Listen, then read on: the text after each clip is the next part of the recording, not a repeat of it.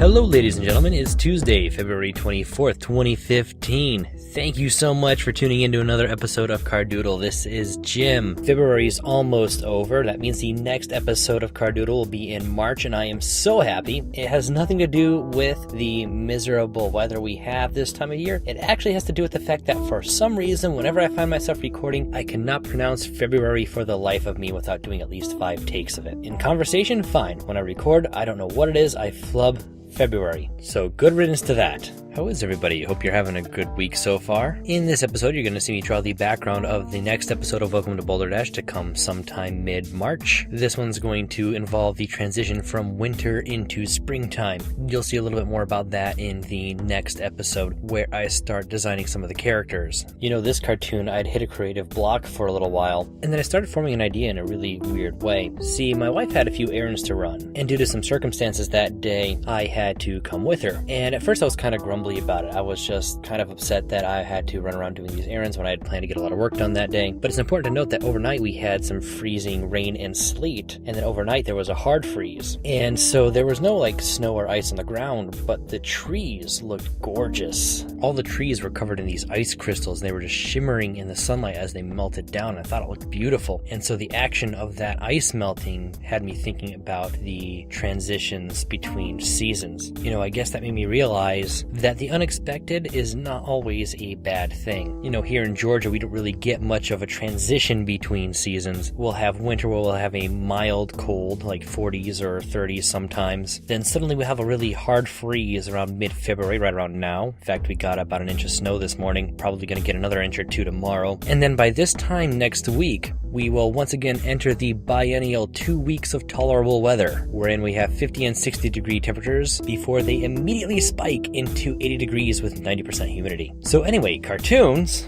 So this next episode is going to take place on the outskirts of Boulderdash, somewhere we haven't been so far. Pretty much every other episode has either been in the residential or business districts. So I thought it might be nice to see what it looks like on the outskirts of civilization. In addition to Welcome to Boulderdash and Cardoodles, I've actually started another project, which I won't get into right away. It's actually going to take me a few months to complete.